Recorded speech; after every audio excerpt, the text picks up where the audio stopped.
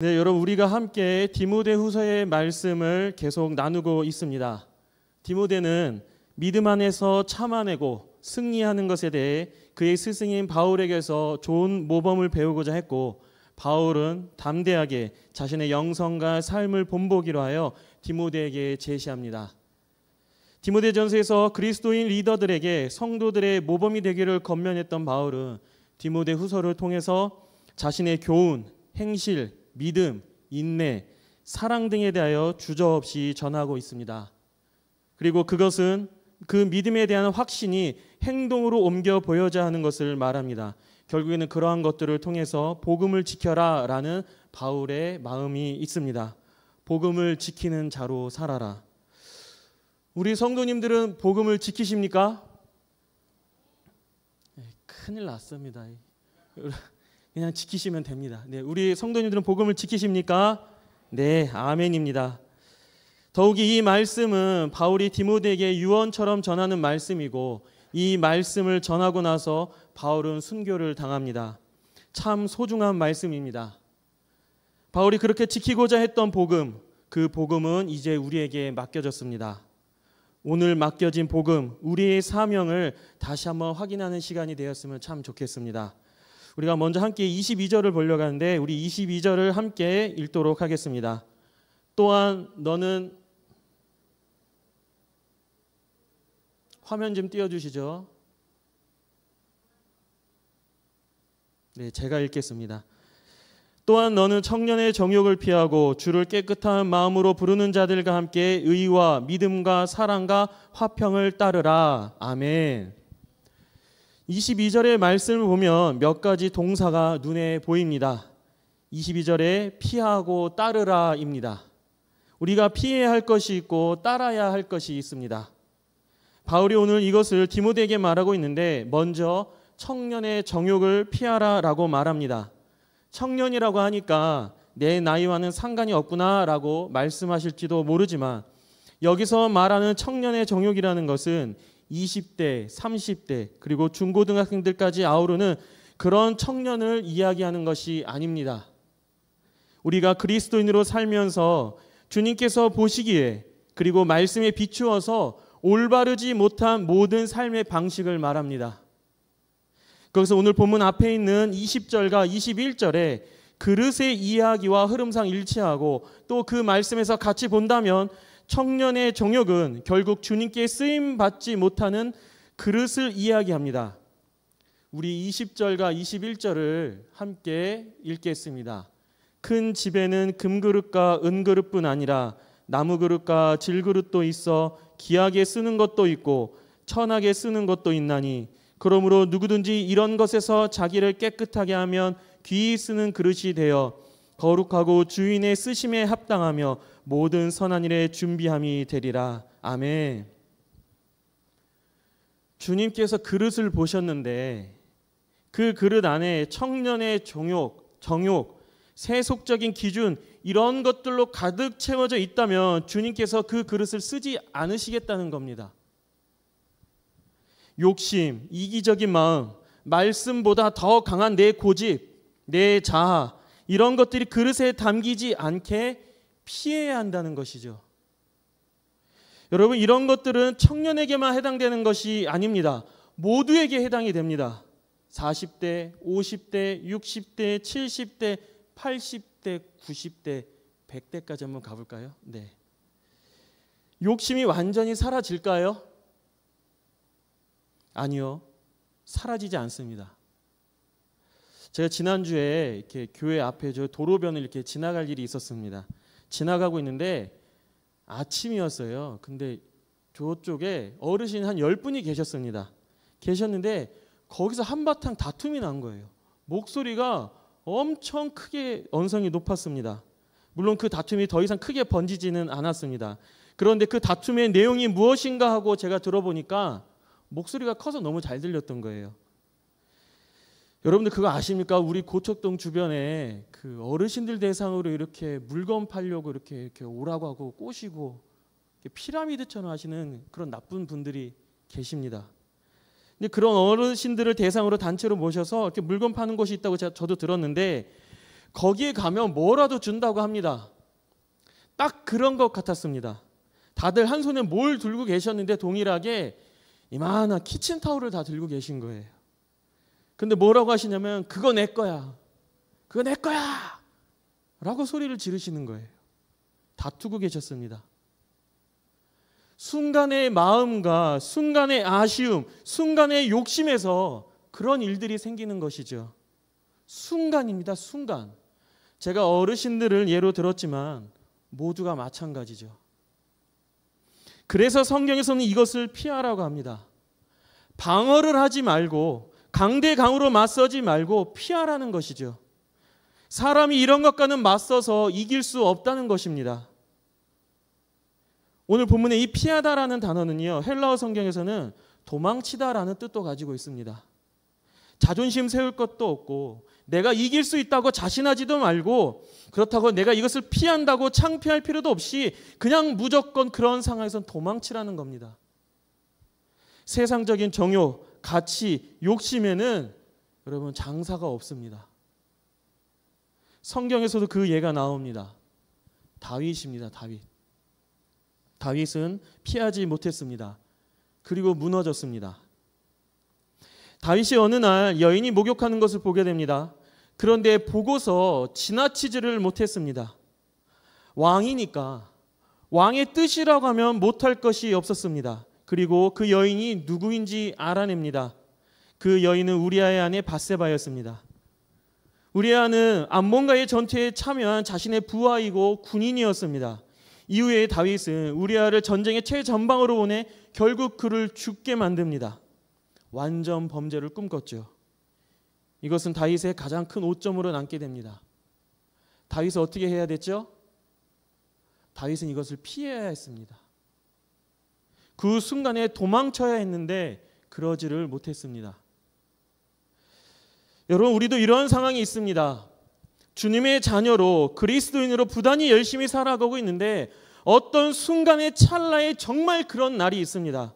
마치 덫에 걸린 것처럼 무언가에 홀린 것처럼 늪에 빠지는 것처럼 욕심이 치솟고 세상 사는 대로 이기적으로 분노로 그렇게 사로잡힐 때가 있습니다. 그럴 때 여러분 피하셔야 됩니다. 이게 말씀입니다. 그런데 지금 이 다윗과 반대의 사람도 있습니다. 우리가 너무나 잘 아는 요셉입니다.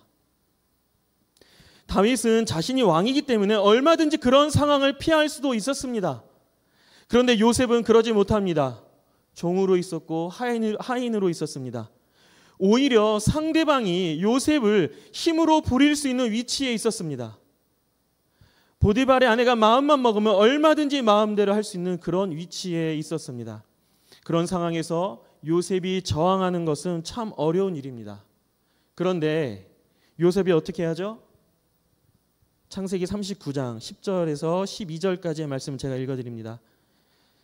여인이 날마다 요셉에게 청하였으나 요셉이 듣지 아니하여 동침하지 아니할 뿐더러 함께 있지도 아니하니라. 그러할 때 요셉이 그의 일을 하러 그 집에 들어갔더니 그 집 사람들은 하나도 거기에 없었더라.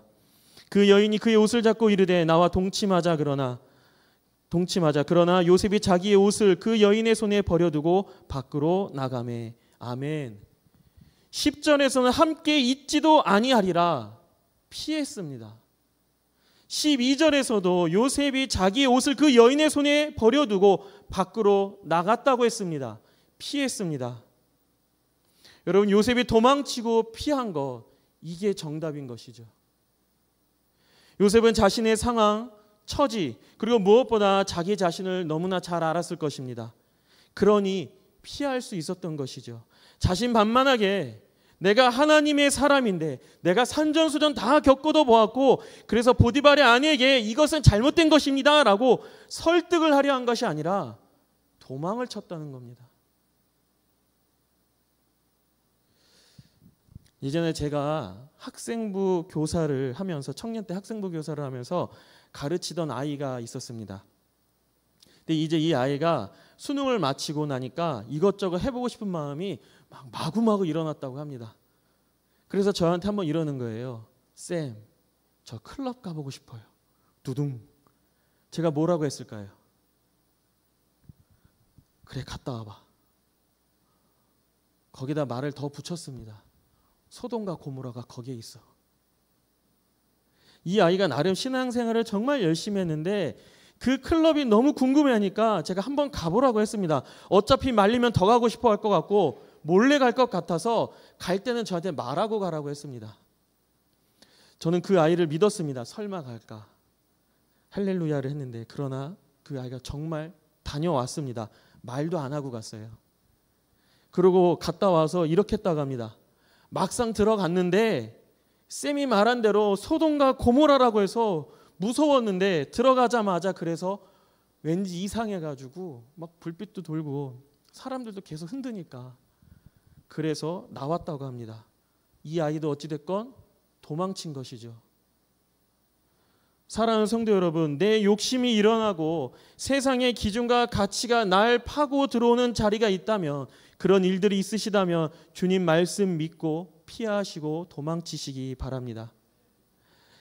이제는 반대로 따르라 라고도 말씀하십니다. 22절에 또한 너는 청년의 정욕을 피하고 주를 깨끗한 마음으로 부르는 자들과 함께 의와 믿음과 사랑과 화평을 따르라 라고 말씀합니다. 네 가지를 따를 것을 말씀을 하십니다.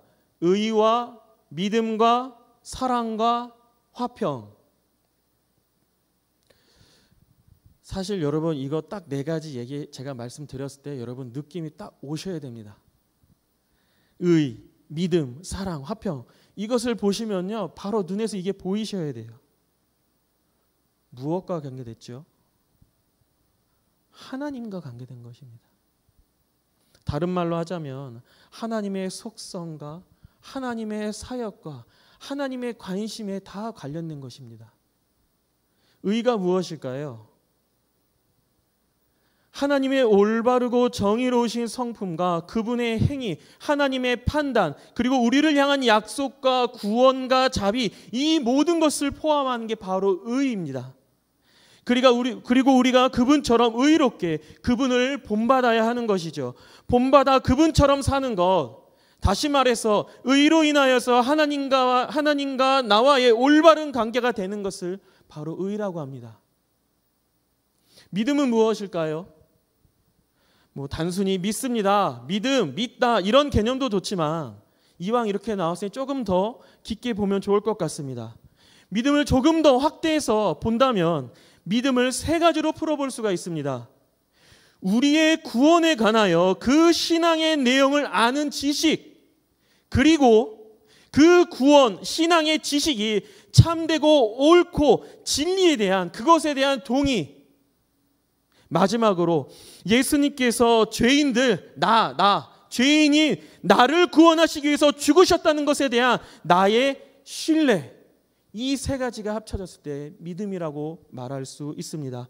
다시 말해서 구원과 신앙에 대해 아는 것, 그리고 그 구원과 신앙에 대해 알게 된 것에 대해 내가 동의하는 것, 그리고 그 동의가 이어져서 죄인된 나를 위해서 예수님께서 죽으심으로 내가 구원받았습니다라는 그 신뢰가 바로 믿음이라는 것입니다.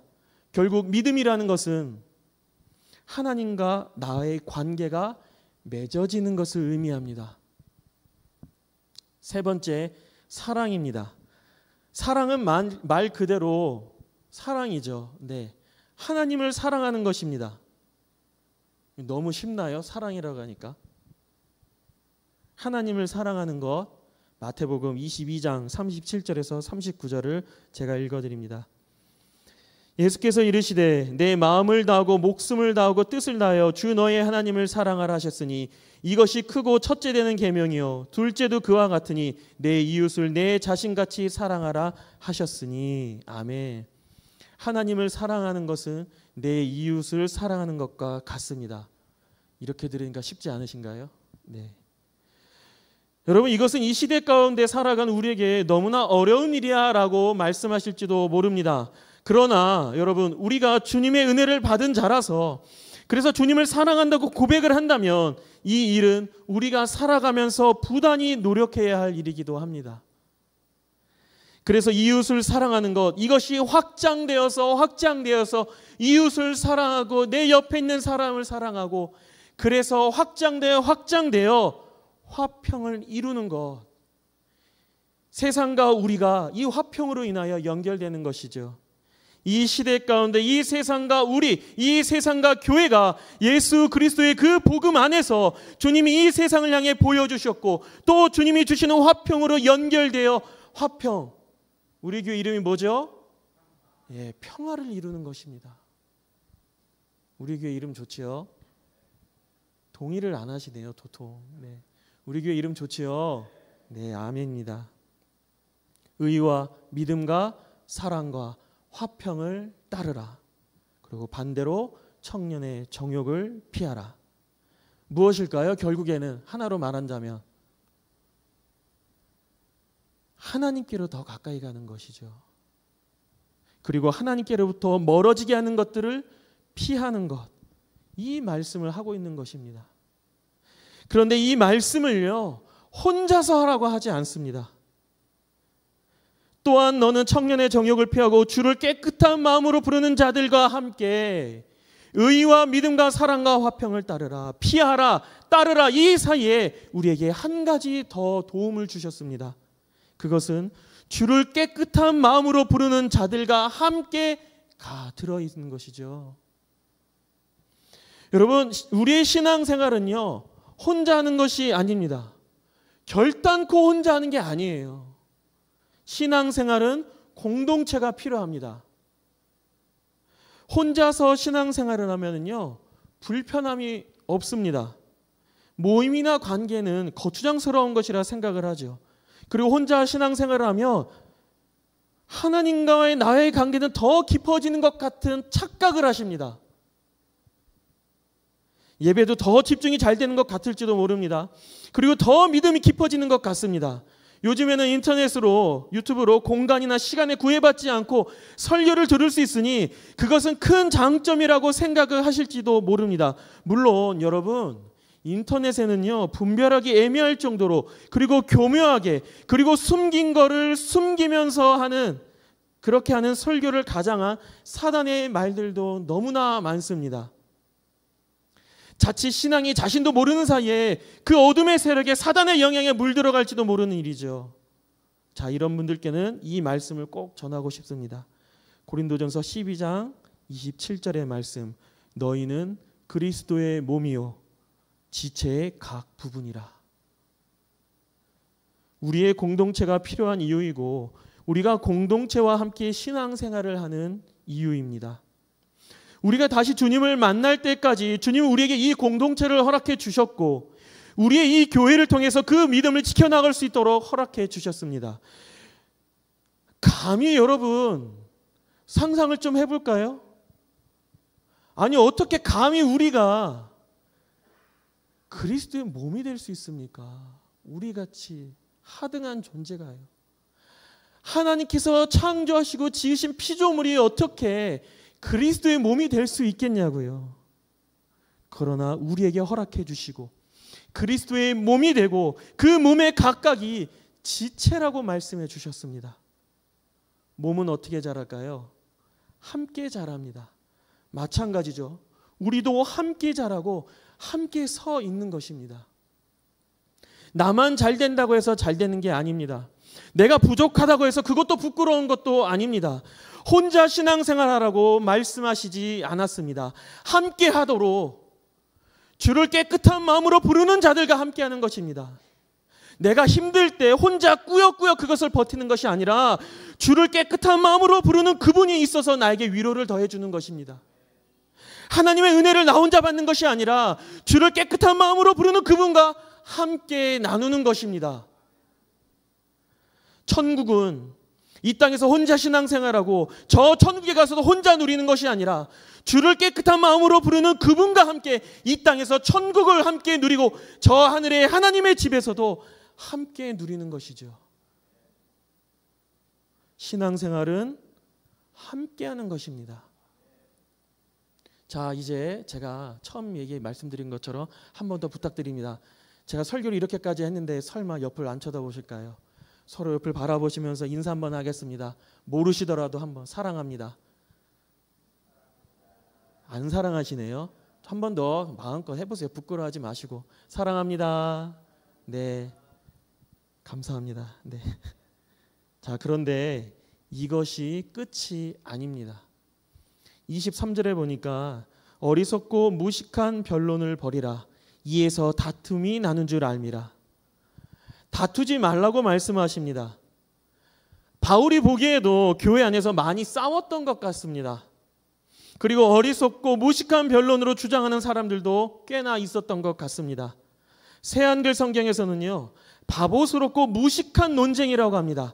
그것이 싸움을 일으킨다고 합니다. 그러니까 우리가 교회 안에서 싸움을 일으키는 것들은 다 바보스럽다는 거예요. 제가 이렇게까지 말씀을 드렸으니 앞으로 싸우실 때 순간 바보가 될까 봐 노심초사하셔야 됩니다. 오해하지 마시고요. 싸우지 말라는 이야기입니다.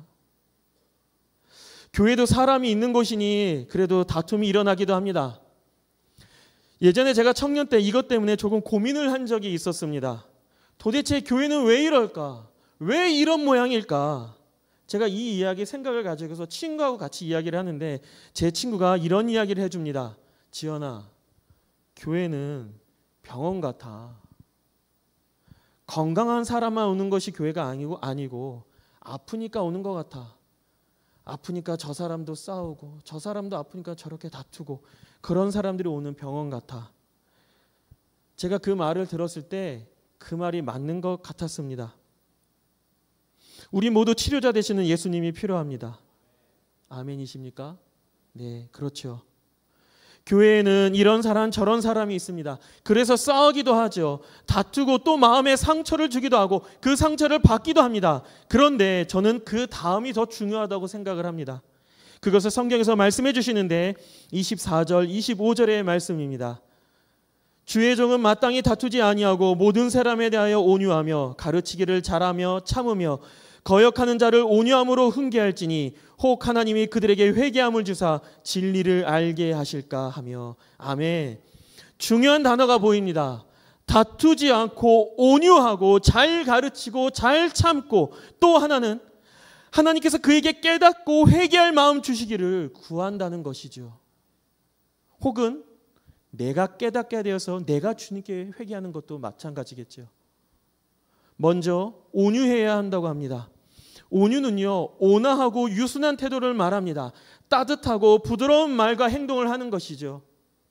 이러한 태도, 이러한 마음을 우리가 꼭 가져야 한다는 것입니다. 자, 그런데 제가 이렇게 온유해야 한다, 온유함을 가지셔야 합니다 라고 하면은 이렇게 반문하시는 분이 꼭 계실 것만 같습니다. 에이, 그런 성격은 타고나는 거죠. 저는 태생이 온유한 것과는 정말 거리가 멉니다. 저는 온유하지 않아요. 성경에 보면 이 온유함을 가진 사람에 대해서 말씀하시는 구절이 있는데 민수기 12장 3절입니다.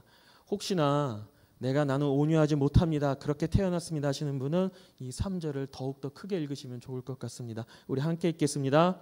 이 사람 모세는 온유함이 지면의 모든 사람보다 더하더라. 아멘. 세상에서 가장 온유한 사람이 모세라고 이야기합니다. 여러분, 그런데 모세가 어떤 사람이죠? 우리가 알다시피 정말 혈기가 넘친 사람이 바로 모세였습니다. 그 혈기로 사람을 죽입니다. 온유한 것과는 정말 거리가 먼 인생이었습니다. 그리고 그렇게 40년을 광야에서 지냅니다. 그 광야의 40년 동안 얼마나 많은 질문이 생겼을까요?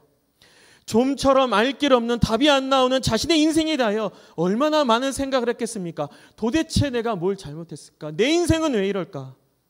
그런데 하나님께서는 그때도 일하시고 계셨죠.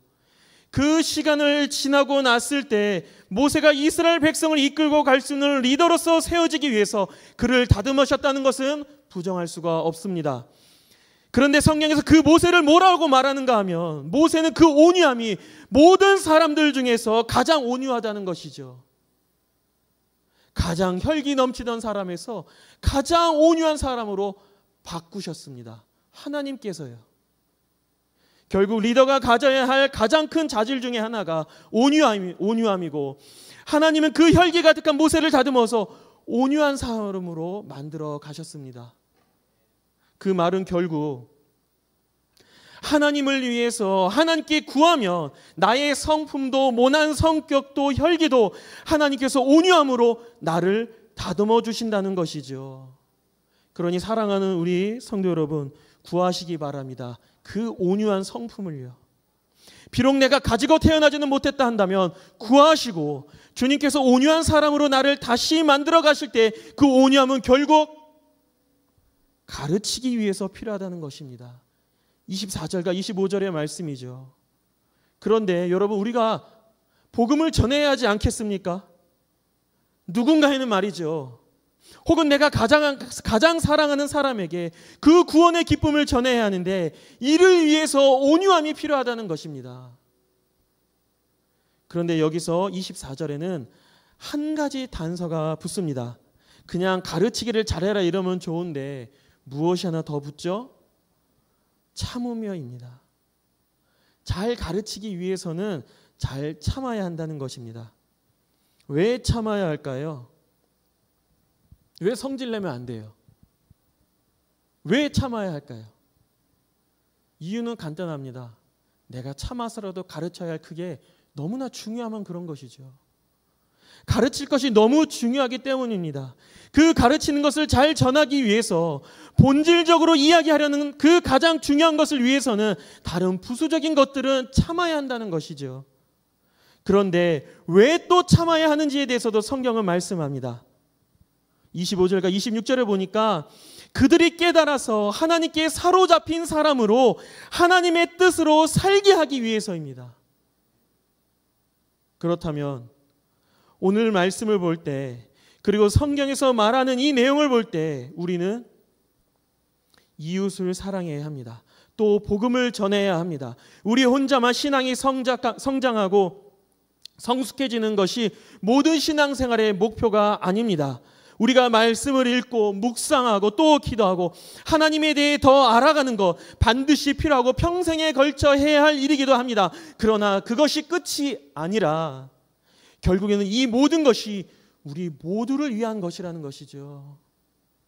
우리가 누군가를 돌보거나 또는 누군가에 대해 국률한 마음을 가지고 함께하는 것은 정말 소중한 일이고 또 그것이 하나님께서 원하시는 일입니다. 누군가를 돌보면서 그 누군가를 주님 앞에 인도하기 위해서 기도하고 마음 졸이고 걱정하는 것 너무나 중요한 일이라는 것이죠. 특별히 우리는 마지막 시대를 살아가고 있습니다. 부인할 수가 없습니다. 더 악해지고요. 점점 더 어두워지는 것 같습니다. 그렇기 때문에 우리는 더욱더 빛 대신 주님을 전해야 합니다. 복음이 필요합니다. 복음이 필요하지 않은 사람은 단 한 명도 없습니다. 복음이 필요한 이들에게 우리가 그들에게 다가서서 우리가 받은 사랑을 그들에게 흘려보내야 하고 또 우리가 알고 있는 복음에 대하여 잘 전해야 합니다. 그런데 부담이 됩니다. 나 혼자만 신앙생활 하려고 했는데 이런 말씀이 나올 때마다 우리는 부담이 될 수밖에 없습니다. 때로는 내가 그렇게 하려고 하는데 아무런 결과도 소득도 없는 것 같습니다. 속도는 왜 이렇게 더딘지 모릅니다. 그러나 여러분, 그럼에도 불구하고 우리는 이 길을 가야 하고 우리가 해야 할 일입니다. 그러기 위해서 내가 먼저 잘 가르침을 받아야 합니다. 그렇게 준비가 되어 있어야 합니다. 무턱대고 하면 안 되죠. 그리고 나서 우리는 잘 가르쳐야 합니다. 정말 잘 가르쳐야 합니다. 동시에 나도 말씀으로 잘 살아야 합니다. 정말 잘 살아내야 합니다. 내가 살아가는 모습도 내 말과 행동과 태도도 보게 되고 영향을 주니까 그것도 가르치는 것이나 다름없는 것이죠. 내가 어떠한 선한 영향을 미치게 될 것인가 여러분 생각해 보셔야 합니다. 나의 말과 행동 그리고 삶에 대한 자세까지 그로 인해서 아름다운 그리스도의 향기가 퍼져나간다는 것에 대해서 우리는 정말로 깊은 고민을 해야 합니다. 물론 쉽지가 않습니다. 하나하나 지키며 살아내는 것 정말로 쉽지 않을 것입니다. 그러나 그럼에도 불구하고 복음이 드러나는 것, 말씀을 지키는 것은 마지막 시대를 살아가는 우리를 통해 해야 할 일인 것입니다. 조금은 부담이 되시더라도 부담을 가지시기 바랍니다. 오히려 그 부담 속에서 우리가 도전을 해보는 건 어떨까요? 여기 계신 한 분 한 분이 그렇게 복음을 전하는 분으로 세워지시기를 간절히 소망합니다. 하나님의 약속의 산 증인이 될 우리 성도님들을 간절히 축원합니다. 그렇게 말씀을 기억하고 말씀을 지키며 살아가는 저와 우리 성도님들이 되기를 간절히 소망합니다.